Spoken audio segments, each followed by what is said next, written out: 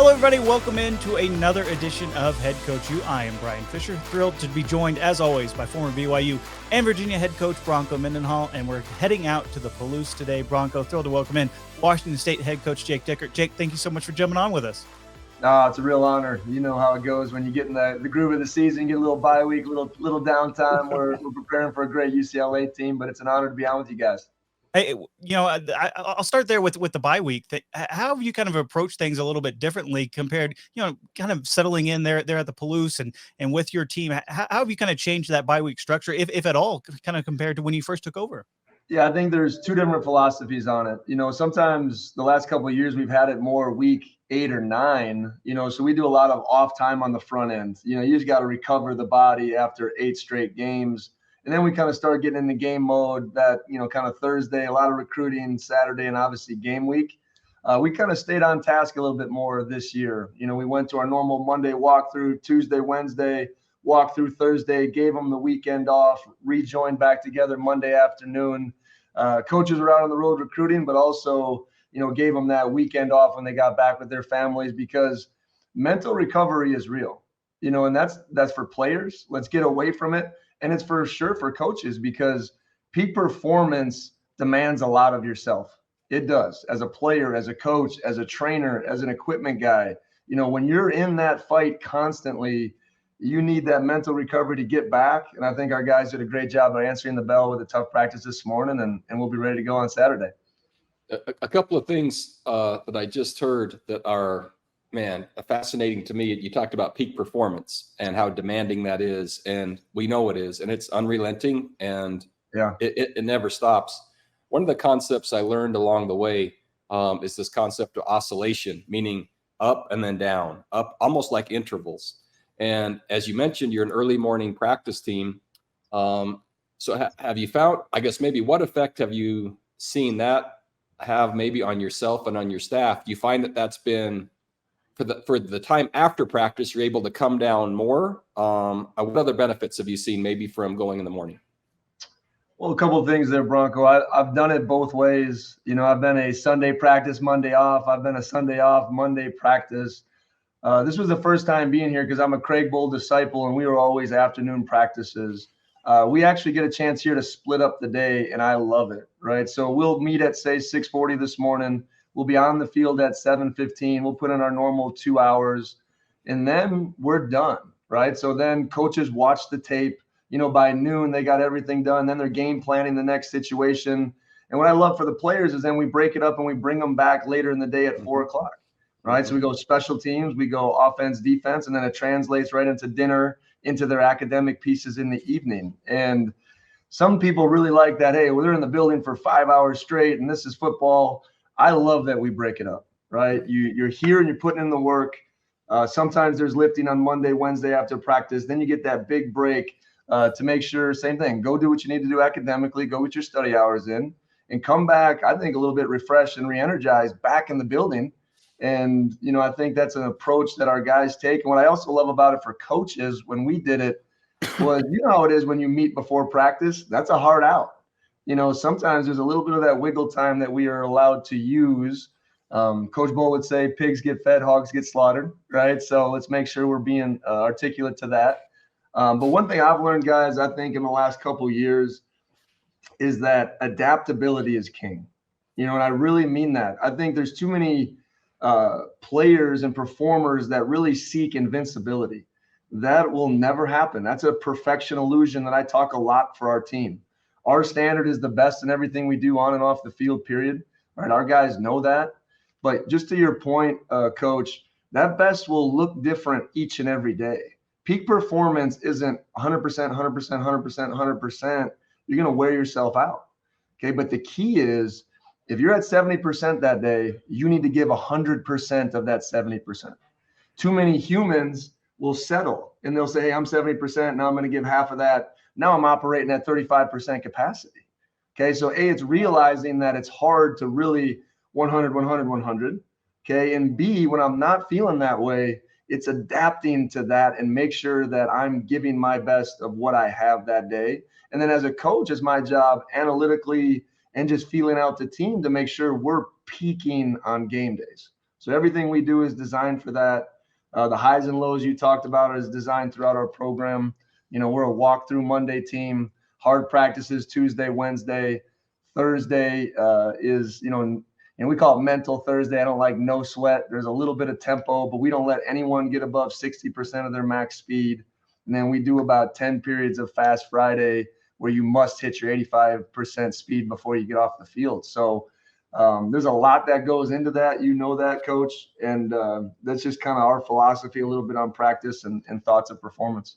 I love it. It's really well researched as well. We know in deliberate practice, which is the best kind of practice, but also the most grueling, it's not sustainable for very long, and it has to be followed by periods of recovery before you do it again. And so this thought that the deliberate practice is only physical practice, it's mental as well. And so the meetings you're talking about, the chance to go from a deliberately practiced meeting to a deliberately practice, and that's a 4-hour period, is quite frankly not realistic and not sustainable.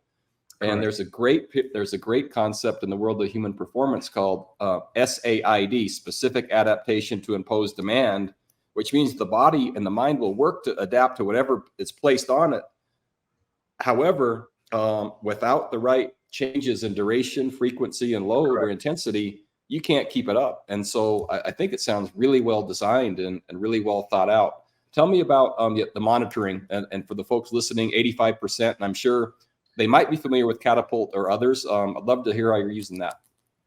Yeah, so the Catapult, we have, I think, 65 of our guys are on the Catapults, and every day, the main metrics that I look at, because they give you a million metrics, is total distance, player load, and max velocities. And then we'll set with our strength coaches thresholds. Like on a typical Tuesday, I don't want a receiver over 7,000 yards.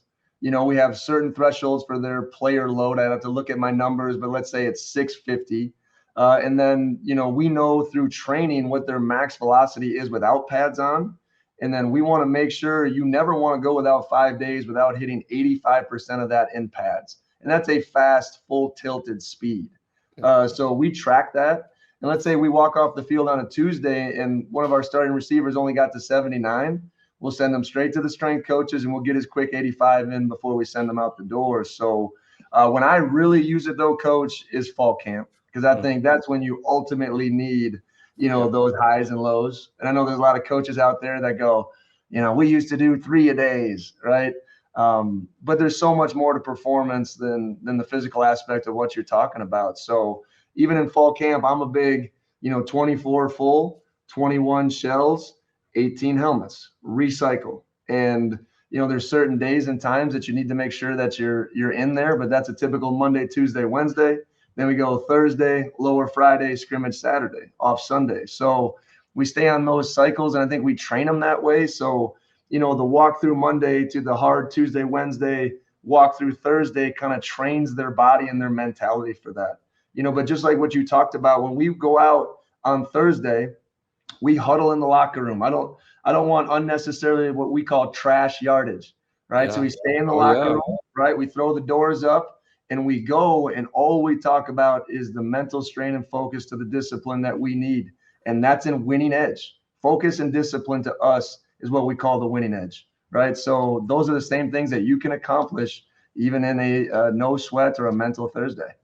Really like it. And clear expectations that you're talking about give your players, but also your staff, but also the outcome, its best chance to be fulfilled. And the listeners might have heard me say this before. Frustration occurs when expectations are implicit, not explicit, where you have them, but you don't say them, and you don't say them well.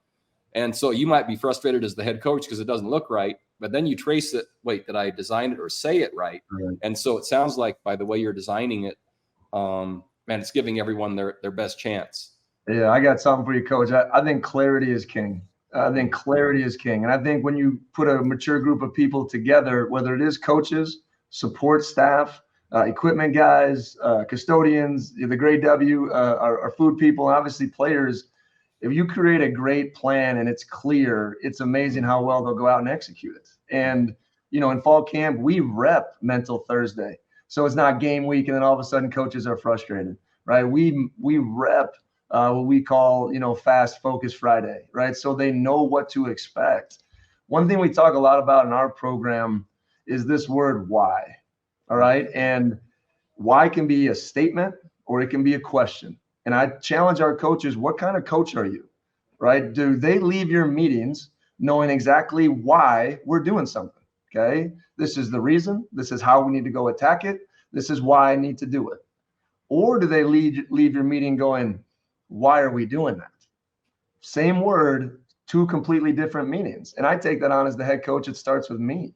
So when our staff knows clearly why we want to execute something, how we want to do it, we put that exclamation point behind it. But when there's questions leaving that room, the clarity isn't clear and we're not setting a vision. So I think that's an important topic we talk about, and how we hammer clarity within our program, because I think it's really vital to your point, Coach. Yeah, that's fascinating. I love the idea of why, and just the tone or inflection of how you say it reflects intent. Because we've all been there, right? We've all been there. We know exactly what that means could be an employee, could be whatever walk of life you're in. We've all been there, I think, as human beings. And I think it gives you something to hold on to. There's a fascinating study, and you might have heard of this, but it goes directly to something you're applying already. And they looked in workplaces across the country as to what provided the most satisfaction. Number one was purpose, which is the why. Number two was autonomy. That means once you've told me, right, once I understand that this is why, then give me some space and let me go for it. And then it's mastery, where people love to see themselves getting better. And that little cycle of those three things all builds directly into the why you're talking about, so you're already directly on to, maybe the most rocket fuel-ish type of fueling that your guys or your organization can have. Yeah, I agree. And I think it's the ownership of knowing when you sit in this seat, that's one of our biggest jobs. And that took me a while to understand that. It really did. And, I've always known, being a head coach, that I wanted to be a head coach. And I think that's how you did it, Coach, is that I'm not the head coach of defense, right? I know that's my background. That's my upbringing. I want to be a resource and an asset, never a liability. But I never wanted the offensive players to see me just as a one-sided guy. And that was something that I fought really early. And I think the clarity that we're talking about, I think, helps that on both sides of the ball, and holding everybody accountable to see you now truly as the head coach. Yeah. I love the number one, the introspection, and as you said, adaptability as a head coach, or as anyone that's learning. I'm anxious to hear what other learning. So 2.5 years, and it might feel like 20, or it might just feel like 1. I don't know. Based on the day, it used to feel different to me. And so I'm anxious just to hear maybe other reflections or introspections of maybe going from a great defensive coordinator to a head coach, and what that wrestle was like, to maybe what it's been like for your family, to maybe anything else, scheduling or et cetera, that you've just felt in 2.5 years. It's like, man, I thought that was going to be what it was like, or wow, I didn't see that coming.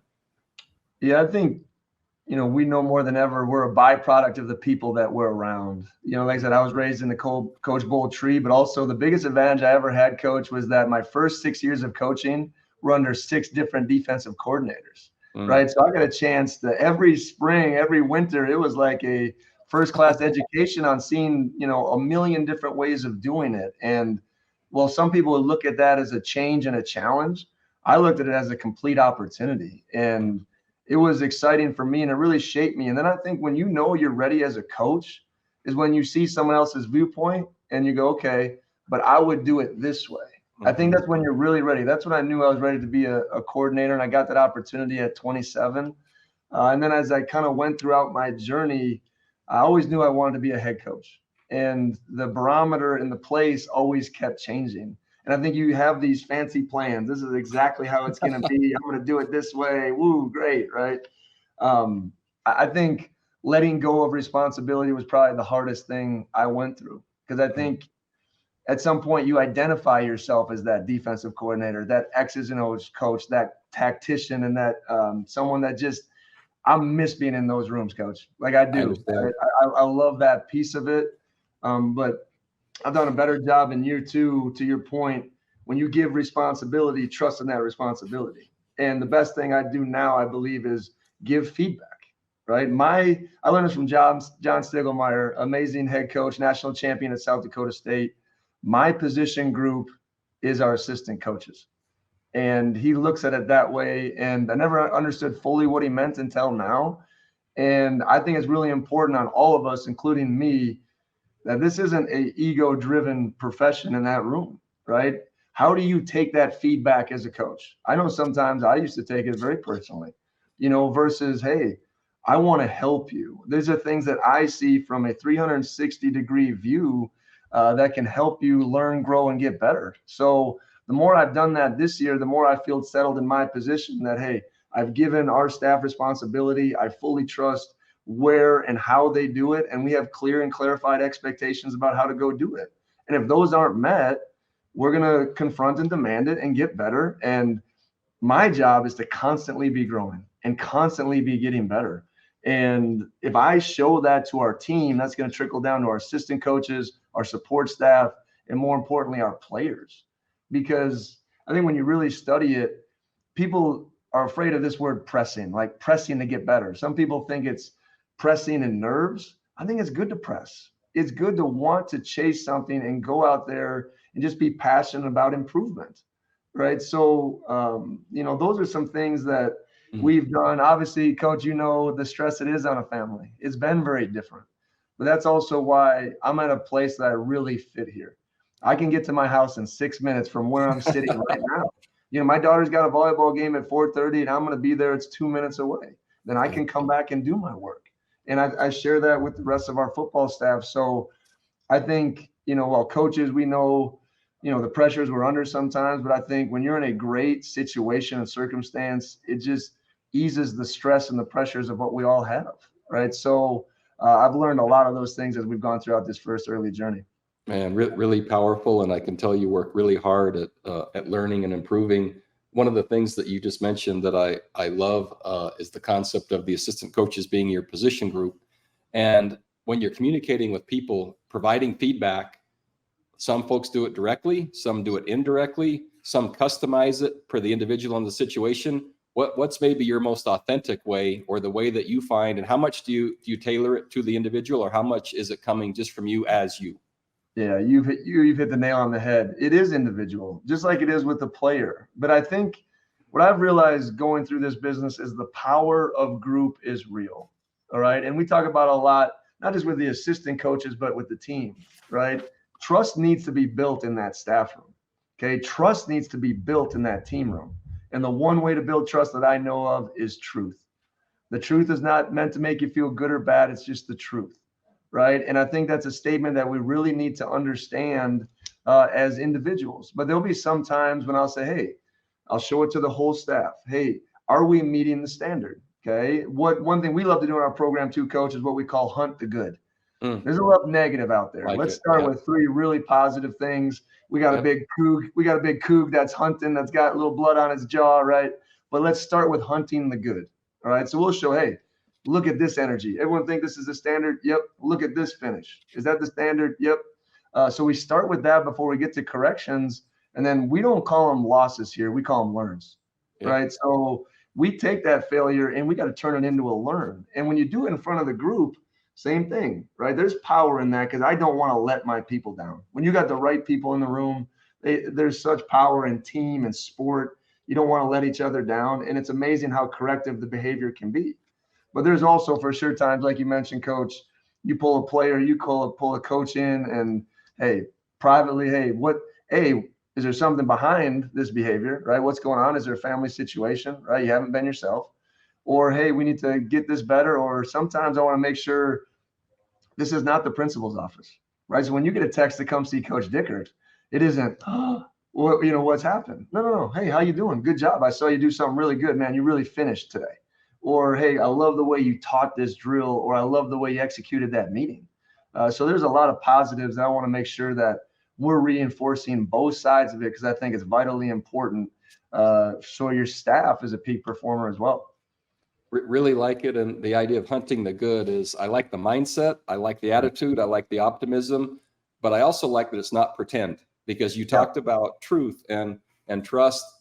One of the things that I learned regarding trust is it's really established, as you talked about, with truth, but also time. It takes time. It takes consistency, but it also takes results. And those 3 things in addition to, right, players looking to you for the truth, that's when it becomes fun as the head coach, is when they believe what you're saying. I loved also the idea of hunting truth. Dr. Craig Manning was on our program, and he wrote a book called The Fearless Mind, but his exact ratio was that, where you're starting with 3 positives and 1 negative, and the best relationships, marital relationships, surprisingly, are at least 6 to 1. That what you're saying to your spouse, and man, have I fallen short with that one. I'm gonna note that one down quick. And it doesn't mean they're pretend, but it's I don't know, the culture around your program becomes, I think, more vibrant with the approach you're taking. But it's real, coach, and the term is right. Hunt the good. You got to actively seek it. And we work with Steve Jones a little bit on the motivation side, and that's what he talks about a lot. So we break down trust this way: truth, relationships, understanding, sharing, and time. Because I think it's big. You can't trust the man next to you and your teammate. You don't grow a relationship and you don't understand who he is. And I think you got an obligation as a person to share who you are and your experience, because that's what makes people really understand you. Trust is foundational yet fragile, right? And we all know how important it is in our programs. So once again, I think as coaches and coaches in general, you got every eye on you and how you respond, how you act. Everyone sees it. And that doesn't mean you got to be perfect. I tell our guys all the time, I won't demand that you ever be perfect, right? And you got to constantly learn. There's also understanding that coach won't be perfect, right? And sometimes there's need to be leeway given in that way too. There'll always be less on our side. But I think it's very important when you build relationships and trust. And I think you see those type of things on the field. And I think it's so important as we kind of move to the next topic, which I think is related to what you're talking about, is the exposure and the visibility and the incessant barrage of, quite frankly, a lot of negative things. And so you're hunting the good, and you're working so hard within the culture to have this messaging and this approach. And at the same time, right, there's an oppositional component that sometimes isn't. It's hunting them, meaning your players and your staff, with things that are negative or maybe other. And wondering how you go about, number one, personally as a coach. I've received emails, I've received texts before, and some aren't very nice. Right. Yeah. And I'm wondering how that's been for you and your family, and then possibly what you do for that with your team to help, I don't know, to be the gatekeeper or shield, or however you do it. Yeah. I mean, I think it's really important to understand that, ships will sink from within. And I think we do a good job, with a leadership council. And I think feedback is vitally important. I think it is. Any great leader out there crave feedback. That doesn't mean you make all your decisions off of their feedback, but you have to see others' viewpoints. So what we try to do is build a really strong, internal leadership group that doesn't just come from me, right? So I can't just at the top always talk about staying together and those bonds and the connection that it takes to stay tight together, because there's adversities that are coming for us all.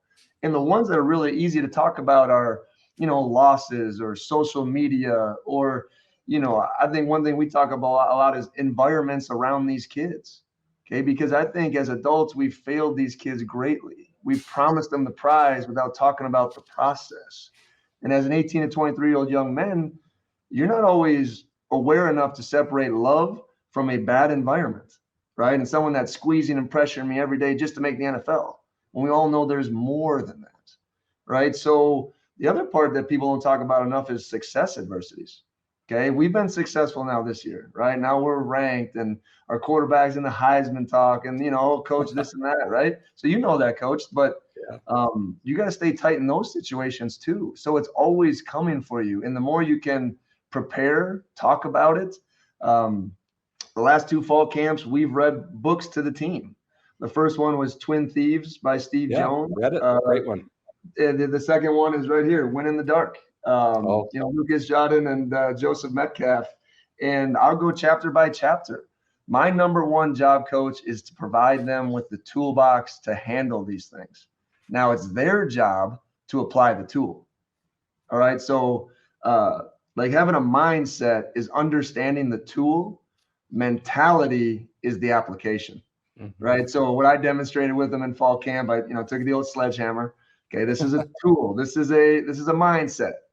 Okay, but by itself, there's no application, right? And then I took it and smashed the chair and everyone rah-rahs, but that's mentality. That's action to the tool, so applying it. So, we like to use a lot of those things with our guys and really equip them to handle those things before they come. Because if you're doing it too late, then you're just reacting and we don't get the results that we crave. Really love the approach of the toolbox, but them providing the tools to them and them applying. I remember early on as a coach, and I had young kids, 3 young boys, and they were hearing a lot, and we were winning, but they were still, Dad, do that, what, et cetera, et cetera. And so literally we were role playing at home. So my wife and I are someone walking up to them, and then they're building responses. And it was amazing once we provided the tools, and then they used them appropriately. They were carrying themselves just with more confidence, like they were ready for the next grown up to say something that, like, and so I think you can probably see it in your team when they have the right tools and they apply them, they carry themselves differently. Well, there's no doubt. And I think the best part of it, Coach, is it's the biggest thing that relates to life. Yes. And that's what we're doing. We're preparing men that are ready for life, and husbands and fathers and future leaders. And that adversity training, it doesn't stop. It doesn't go away. And we talk about performing in the storm. You got to be able to perform in a storm, because storms in your life are coming. And if you think it's hard now when you're 18 to 23-year-old college kid, I remind these guys, this is the best time of your life. I say that all the time. This isn't hard. This is the best, right? I got 3 kids as well. And you remember those days of crying babies, and you know how that goes. Oh, so man. This is the best time in your life. And the more we train them for it, the more they'll be equipped to handle anything that comes their way. So maybe we'll finish with this one thought, and just really appreciate your insights and the depth and the amount of time and intent you've put on becoming a leader. It's really apparent to me. So here comes the success adversity so far, right? And we know it's early in the season still, but what a great start. And your quarterback is playing so well, but your team is clearly playing with purpose. It doesn't take me long to watch any opponent or any team. It's like they're playing for something more than the game. And so I really like your culture. It manifests with the way the team plays. And so now as you prepare for the continued success that you're going to have, that sometimes is a very unique and even a harder challenge. So do you have initial thoughts on kind of that stage? Yeah, I think there's something we talked about actually just recently with our team, and we actually posed a study to them of how 2 + 2 is greater than the sum of its parts.